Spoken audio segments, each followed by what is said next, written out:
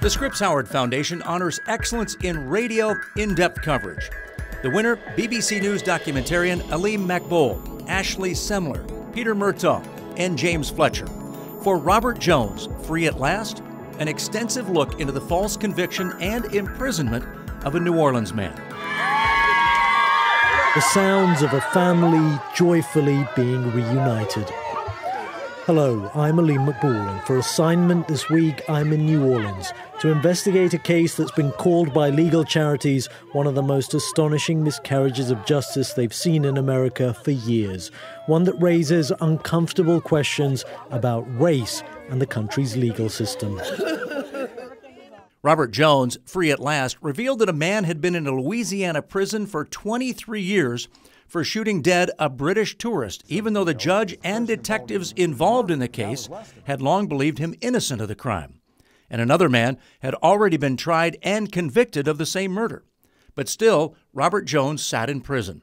The presiding judge in the case made an extraordinary statement to BBC News, possibly explaining why that happened. And the way we look at the Robert Joneses, and this is how we have thought about this, if not today, previous to today, but if he didn't do this, he did something else. And he therefore got away with doing something else, and therefore his punishment is not justified for this particular act, is justified for other things he did and got away with. An extraordinary admission, but tell it to African Americans living in New Orleans, and they won't be the slightest bit surprised.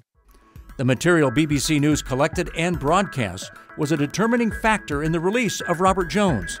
The district attorney still insists he should be retried.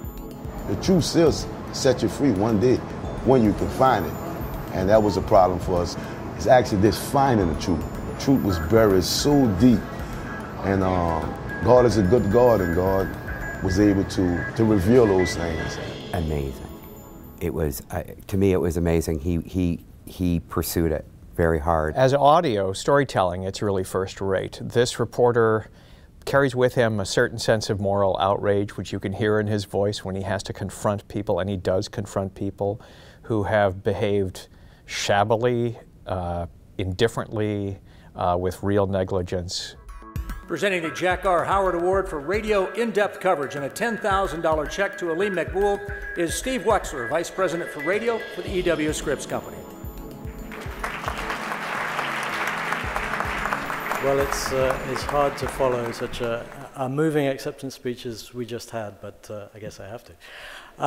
The most important part in the process of putting together this story, after we stumbled across this devastating miscarriage of justice, was when I called my editor, who's sitting down there, in DC, and he said the magic words. He said, "Clear the decks, take your time, let's do this properly."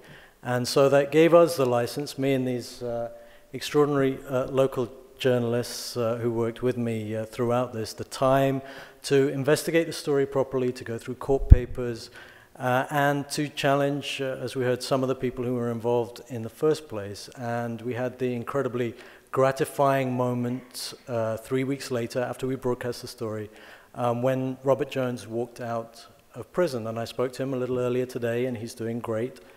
And it has been an incredible privilege to be able to play a part in reuniting him with his family, but also play a part in taking his story to people in power and asking them why it happened, why it continues to happen to many others still in jail, and what they have done to try and prevent it happening again in the future. But of course, that would only have been possible with editors who recognize that investing time in a story really does pay off.